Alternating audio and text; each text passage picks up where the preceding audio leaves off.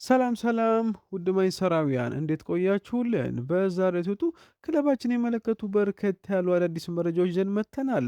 አብራችሁን ቆዩ። ውድ ቤተሰቦች እንደተለመደው ለቻናላችን አዲስ ከሆናችሁ በቅድሚያ ቻሉን ሰብስክራይብ በማድረግ ቤተሰብ ሁኑን። ሁለቱ መረጃዎች አለፍን። አብራችሁን ቆዩ። ለክለባችን ቅርብ የሆኑት ታማኞቹ ክሪስ ዌለር እና ናታን ሳል ስለ ወቅታዊ ክለባችን መረጃ አዳዲስ መረጃዎች ይዘን መጥተዋል። ማንቸስተር ዩናይትድ ወደ ቻምፒየንስ ሊግ መመለሱን ተከትሎ ተጨማሪ 100 ሚሊዮን ፓውንድ ለአዳዲስ ፈራሚዎች ለማውጣት ዝግጁ ናቸው ሲሉ ይናገራሉ። ክሪስ ዌለር ሲቀጥልም ኤደርሰን በዩናይትድ ኢላማዎች ዝርዝር ውስጥ ነው። በዚህ ክረምት በኦልድ ትራፎርድ ልንመለከተው እንችላለን። ነገር ግን ምንጮች በሁለቱ ክለቦች መካከል ምንም አይነት ግንኙነት እንዳልተፈጠረ አጥብቆ ይናገራሉ። በጣሊያን የግል ውሎች ቀድሞ ስምምነት እንደደረሱ የሚነገረው ነገር ከእውነት የራቀ ነው ብሏል። ዩናይትድ እስከ 40 ሚሊዮን ፓውንድ የሚያወጣ ያለ አማካይ ለማስፈር ይፈልጋል።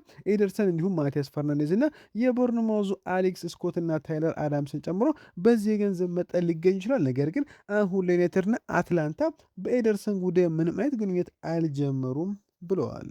ናታን ሳል ሲቀጥል ዩናይትድ በዚህ ክረምት 3 አማካይ ተጫዋቾችን ሊያመጣ ይችላል። ማኑኤል ኡጋርቴ፣ ካዜሜሮ ከኦልድ ትራፎርድ ይለቃሉ። 80 ሚሊዮን ፓውንድ የሚወጣ አማካይ ለማስፈር ይፈልጋሉ። ከእነዚህ ውስጥ የሚከተሉት ይገኙበታሉ። ኪስ ስሚት፣ ኤሊዮት አንደርሰን፣ ካርሎስ ባሌባ፣ አዳም ዋርተንና ሳንድሮ ቶናሊ እንዲሁም ኦሬሊያን ቹዋሜኒ ይገኛሉ ብሏል። ማንቸስተር ዩናይትድ እና ማርከስ ራሽፎርድ ሁለቱም ወደፊት ህይወቱን በፍጥነት ለመፍታት ይፈልጋሉ። ዩናይትድ ራሽፎርድ በዚህ ክረምት እንደሚለቅ ይጠብቃሉ። ባርሰሎና ደግሞ እሱ መቆየት ይፈልጋል። ተጫዋቹም ለመቆየት ይፈልጋል። እንዲሁም ከዓለም ዋንጫው ፊት ግልጽነት ይፈልጋል። ወኪሎቹ እና ቤተሰቦቹ እውነት በኑ ካምፕ ተገኝተው የላሊጋውን ዋንጫ ሲያነሳ ተመልክተዋል ብሏል። ዩናይትድ የባርሳን ሌላ የውሰት ወይም የ26 ሚሊዮን ፓውንድ የግዢ አማራጭ እንደገና ለመደራደር ያቀረቡትን ጥያቄ ውድቅ አድርጓል። ስምምነት ላይ ካልተደረሰ ራሽፎርድ ወደ ኦልድ ትራፎርድ ሊመለስ ይችላል፣ ምንም እንኳን እንደገና ዩናይትድ መጫወት የማይችል ቢሆን ሲል ይናገራል። ክሪስ ዌለር ሲቀጥል ማንቸስተር ዩናይትድ አሁን ብቅ ያሉ ባለተሰጦችን ይፈልጋል። ነገር ግን ከፍተኛ ደረጃ ያሉን የሄርታ በሉ የተከላካይ አማካይ ኬኔት ኢችሆርን ለማዘወጥ በሚደረገው ፉክክር ከማንቸስተር ሲቲ ጋር እየተፎካከሩ ነው ብላ የ13 ዓመቱ ጀርመን ተስፋ ሰጪ በአብዛኞቹ የአውሮፓ ትላልቅ ክለቦች ራዳር ላይ ይገኛል። ሲቲ ተቀናቃኞቻቸው ለማሸነፍ በፍጥነት ለመንቀሳቀስ ዝግጁ እንደሆኑም ተናግሯል። ዩናይትድ አሁን ላይ ስለ ተጫዋቹ ያለውን መረጃ እየጠየቀ እንደሆኑም ዘግቦታል።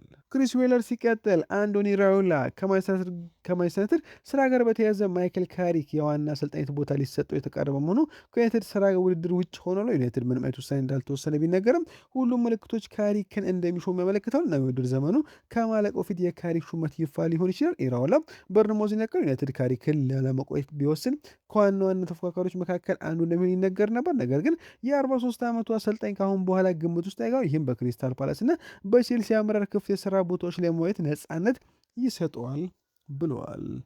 ራዴክ ቪቴክ ባለፈው ሳምንት ወደ ካሪንግተን ለልምድ ተመልሷል ተባለ። ከቶም ሂተን ጋር እየሰራም ነበር። የሚቀጥለው የውድድር ዘመን በበርካታ የሻምፒዮንሺፕ ክለቦችም ይፈለጋል። ዩናይትድ ለላሜስ ተጠባባቂ የሆኑ መቁረጥ ወይም መሸጥ ወይም ለሌላ ክለብ በውሰት ለመስጠት መስማማት እንዳለበት መወሰን ይፈልጋሉ። ይህንን በቀጣይ ቀናት ይወስናሉ ተብለዋል። ዴሊ ስታር ባወጣው ዘገባ መሰረት ማንቸስተር ዩናይትድ የሪያል ማድሪድ ፌዴሪኮ ቫልቬርዴን ለማስፈረም በሚያስደነግጥ ሁኔታ እያሰበ ነው። የኡራጌ ኮከብ ከቡድን አጋሩ ኦሬሊያን ቹዋሜኒ ጋር በስልጠና ሜዳ በተፈጠረ አለመግባባት ምክንያት በስፔን ዋና ከተማ ክለብ መቆየትን አይፈልግም ተብሏል። ዩናይትድም ይህንን አጋጣሚ ለመጠቀም አሁን ለም ጉሌት ሊጀምር ዝግጁ ነው ሲል ዴሊ ስታር ዘግቦታል። የዩናይትድ ተወካዮች በዚህ ሳምንት ከኤሲ ሚላን ከአትላንታ ጋር ባደረገው የሴሪ ጨዋታ ላይ ራፋኤል ሊያውን በቅርበት ለመከታተል ተገኝቶ ነበር። ኤሲ ሚላን በዚህ ክረምት ተጫዋቹን ለሽያጭ አቅርቦትም ወደ 50 ሚሊዮን ዩሮም ከራፋኤል ሊያው ይፈልጋሉ ተብሎ ዩናይትድ አሁን ላይ ራፋኤል ሊያውን በግራ መስመር እጩ ዝርዝራቸው ውስጥ እንዳካተቱም ተሰምቷል። ባለፈው ክረምት ወደ ክለባችን የመጣው ብሪያም ምቤሞ ስለ ማንቸስተር ቆይታው እንዲህ ሲል ይናገራል። በራሴ በጣም እኮራለሁ፣ ምክንያቱም ለእኔ ቀላል ሆነ አቅም ሁልጊዜም ጠንክሬ መስራት ነበረብኝ። ነገር ግን የምፈልገው ነገር ፈጽሞ አልደረሰውም። ሁልጊዜም በራሴ አምናለሁ፣ ምክንያቱም ልዩ ችሎታዎች እንዳሉኝ ያውቃለሁ። ሁልጊዜም ጠንክሬ ለመስራት እሞክር ነበር፣ እናም ለመጣልኝ ነገር በጣም ደስተኛ ነኝ ብሏል። ብሪያም ምቤሞ በቻምፒየንስ ሊግ ስለመጫወት ጠይቆ እንዲህ ሲል ይመልሳል። ለክለቡና ለደጋፊዎቹ ብዙ ትርጉም እንዳለው አውቃለሁ። ስለዚህ የማይታመም ድባብ እንደሚሆን ያውቃለሁ። ሁልጊዜም በዓለም ላይ ምርጥ ተጫዋች መሆን እንደምፈልግ ለጓደኞቼ ነግራቸው ነበር። ስለዚህ እንደዚህ አይነት ውድድሮችን መጫወት በጭንቅላት ውስጥ በጣም ከፍ ያለ ቦታ ነበሩ። ስለሆነም አሁን ላይ ወደ ቻምፒየንስ በመመለሳችን እጅጉን ደስተኛ ነኝ ሲል ይናገራል። የሌስተር ኮከብ ተጫዋች ጄሬሚ ሞንጋ በፕሪሚየር ሊጉ ባሉ 10 ክለቦች የተፈለገ ነው ተባለ። ሞንጋ በሁለት ዓመታት ውስጥ ከከፍተኛ ደረጃ ወደ ሶስተኛ ደረጃ ዝቅ ብለው ከታዩት አሳዛኝ ውጤቶች ውስጥ ጥቂት ቦታዎች አንዱ ነው ተብሏል። ማንቸስተር ዩናይትድ ከቀበሮቹ ጋር መደበኛ ውይይት እንዳደረገ ይታመናል። አርሰናል፣ ኒውካስል እና ሊድስም አሁን ላይ ተጫዋቹን ለማስፈረም ዝግጁ ናቸው ሲል አሌክስ ክሩክ ዘግቦታል። ለክለባችን ቅርብ የሆነው የዘሰኑ ጋዜጠኛ ሳሙኤል ሉከረስ በክለባችን ጉዳይ አንዳንድ መረጃዎችን አጋራ። ሳሙኤል ሉከረስ ሲናገር እንዲህ ይላል። ኮቢ ሜኖ አሁን በመሀል ሜዳ ላይ በክረምቱ የሚኖሩ ብቸኛ ተጫዋች ነው። ካዚሚሮ ይለቃል። ዩናይትድ ማኑኤል ኡጋርቴን መሸጥ ይፈልጋል። ሁለት የመሀል ሜዳ ተጫዋችን ለማምጣት አቅዷል። ኡጋርቴ ከለቀቀ ሶስተኛው ተጫዋች ይመጣል። ዩናይትድ ከሰር አሌክስ ፈርጉሰን በኋላ ባሳለፉት የመጨረሻዎቹ ዓመታት ጀምሮ በተደጋጋሚ ችግሮች ባጋጠሟቸው አካባቢዎች ጥራትና ጥልቀትን እንዲኖር ያስችላቸዋል። ማቲያስ ዴሊት ከህዳር 30 ጀምሮ በጀርባ ችግር ምክንያት አልተጫወትም እና ምናልባትም በዚህ ውድድር ዘመን እንደገና አይጫወትም። ይህም ዴሊትን የመሸጥ አድርጓል። እናም ዩናይትድ ለቅድመ ውድድር ዘመን የአካል ብቃት ቅድሚያ መስጠት ይፈልጋል። ዴሊት በጥሩ ሁኔታ ላይ ነበር፣ ስለሆነም በክረምቱ ይቆያል ብላ ፓትሪክ ዶርጉና ማቲያስ ኩኛ አሁን የዩናይትድ ሁለት የግራ ክፍተኞች ሲሆኑ ብሬምቤሞና አማደም በቀኝ በኩል ያሉት አማራጮች ናቸው። ስለሆነም ዩናይትድ በዚህ ቦታ ተጫዋች ሊያመጣ ይችላል ብለዋል። ዩናይትድ ባለፈው ክረምት ያመለጠውን አማካዮች በዚህ ክረምት ያመጣሉ። ኤሊዮት አንደርሰን የሚላማቸው ይችላል። ነገር ኦሬል ቹዋሜኒ በሪያል ማድሪድ ጥላቻ ምክንያት የበለጠ ተመራጭ ነው ሲል ይናገራል። የቅርብ ጊዜውን የግብ ጠባቂ መርጃ ጠይቆ እንዲህ ሲል ይናገራል። ራሌቲቭ ዲክ 22 ዓመቱ ነው። ሴኒ ላሜንስ ደግሞ 23 ዓመቱ ሲሆን ይህም ለግብ ጠባቂዎች በጣም ወጣት እንደሆነ ሊቆጠር ይችላል። ቪቴክ ተጨማሪ 2 ዓመታት ኮንትራት ላይ ይገኛል። ስለዚህ ከሽያጩ እምቅ ዋጋ እየተጠበቀ ነው። አልታይ ባይንደር ወደ ቱርክ ይመለሳል ይጠበቃል። ዩናይትድ የ40 ዓመቱን ቶም ሂተን ይዞ ለመቅረት ወይም ላለመቀጠል ገና አልወሰነም ብለዋል።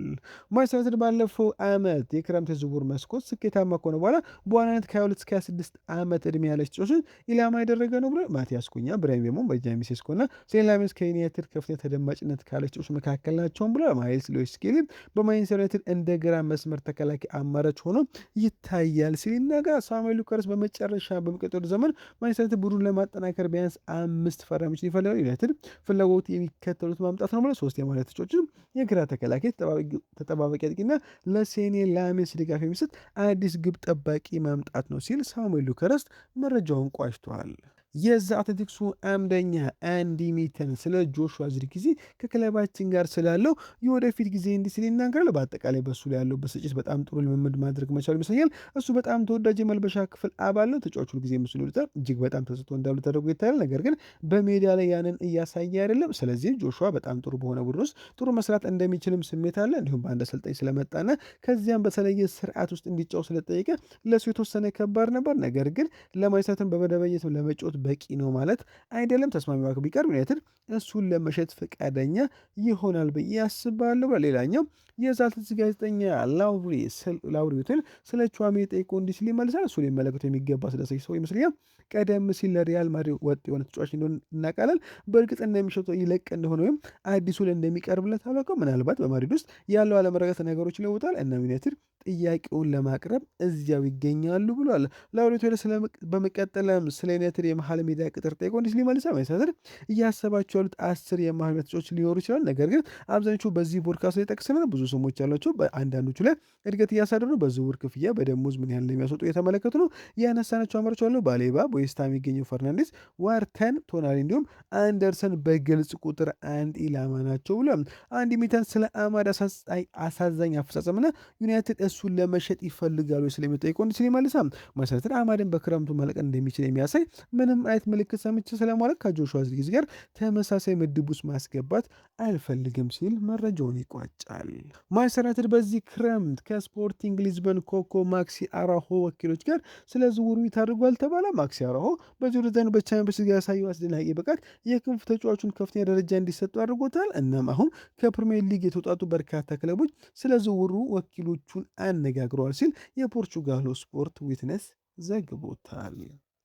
ፋብሪዚዮ ሮማኖ በክለባችን የመሃል ሜዳ ዝውውር እቅዶች ላይ አዲስ መረጃን አቅርቧል። ኤሊዮት አንደርሰን በመሃል ሜዳ ከፍተኛ ኢላማዎች መካከል ሆኖ ቀጥሏል። ነገር ግን ማንቸስተር ለተጫዋቹና ለኖቲንግሃም ፎረስት አስፈላጊ የሆነ ሀሳብ በማቅረብ ውድድሩ እየመራ ነው። ማንቸስተር አሁንም ለሁኔታው ትኩረት እየሰጠ ሲሆን በቅርቡ ንግግሮችን ይጀምራሉ። ሳንድሮ ቶናሊ በኦልድ ትራፎርድ ከፍተኛ ደረጃ የተሰጠው ሌላኛው ተጫዋች ነው። ነገር ግን ዋጋው በጣም ከፍተኛ እንደሆነ ስለሚቆጠር በዚህ ክረምት ለዩናይትድ የሚቻል ወይም የማይቻል መሆኑን አለመሆኑን በተመለከተ በኒውካስትል ግምገማ ላይ የተመሰረተ ይሆናል ብሏል። የብራይተኑ አማካይ ካርሎስ ባሌባ እና የአትላንታው ኤደርሰን ሁለቱም ከባለፈው ክረምት ጀምሮ በእጩ ዝርዝር ውስጥ ይገኛሉ። ባሌባ በኦገስት 2005 ከዩናይትድ ጋር በእግር ውሎች ከተስማማ በኋላ እስካሁን በብራይተንና በማንቸስተር መካከል ስምምነት ላይ እንዲደርስ እየጠበቀ ነው ብሏል። የውሳኔ ጊዜ በጣም በቅርብ ይሆናል። በመሀል ሜዳ ነገሮች እንዲከናወኑ ለማድረግ ጊዜው አሁን ነው ሲል ፋብሪዚዮ ሮማኖ ተናግረዋል። የማንቸስተር ሌጀንድ ጃፕስታ ማንቸስተር ማርከስ ራሽፎርድን በራፋኤል ሊያው እንዲቀያየሩ ጠየቀ። ምናልባት በራፋኤል ሊያው እና ማርከስ ራሽፎርድ መካከል የሚደረግ ልውውጥ ሊሰራ ይችላል። ሊያው ጥሩ ተጫዋች ነው። በሚላን ያለውን አቋም በተግባር ሲስተም እሱ ለማንቸስተር ኢላማዎች ዝርዝር ውስጥ መግባት ያለበት ተጫዋች ይመስለኛል። ይህንኑ ካልኩ በኋላ የተጫዋቹ ክህሎት ብቻ ሲሆን የተጫዋችን አስተሳሰብ መመልከት ያስፈልጋል ሲል ተናግረዋል። ከትላንት በስቲያ የእንግሊዝ ከ18 ዓመቶች የሊግ የውድድር ዓመቱ ምርጥ ተጫዋች ተብሎ የተሸለመው ጄጄ ገብርኤል እንዲህ ሲል ይናገራል። ይህን ሽልማት የዓመቱ ምርጥ ተጫዋች በማሸነፍ በጣም ተደስቻለሁ። አሰልጣኞችን፣ የቡድን አጋሮችን ልዩ ሽልማት እንዳሸነፍ ስለረዱኝ አመሰግናለሁ። ከ18 ዓመቶች እንደ መሆናችን መጠን አንድ ላይ ከመጣን ጀምሮ በጣም ጥሩ ቡድን ሆናል። ሁሉም ሰው እርስ በርስ እንንከባከባል። ሁላችንም እርስ በርስ ጠንክረን እንሰራለን። በጣም ጥሩ የውድድር ዘመን አሳልፈናል ብዬ አስባለሁ። አካዳሚው እንዲያድግ ብዙ ረድቶኛል። በጣም ትሁት እንደሆነ ይረዳኛል። ከዳራ ፍሌሰር ጋር በመስራቴ በጣም ደስ ይላል። በዚህ ውድድር ዘመን የተሻለ ተጫዋች እንዲሆንና ሁሉ ነገር እንድሰጥ ብዙ የረዳኝ ድንቅ አሰልጣኝ ነው። ቤተሰቤ በአስቸጋሪ ጊዜያትም ሆነ በጥሩ ጊዜያት ብዙ ረድቶኛል። ርቀቱ ምን ይሁኑ በሁሉም ግጥሚያዎች ላይ ይመጣለሁ። በጣም እወዳቸዋለሁ ብለዋል።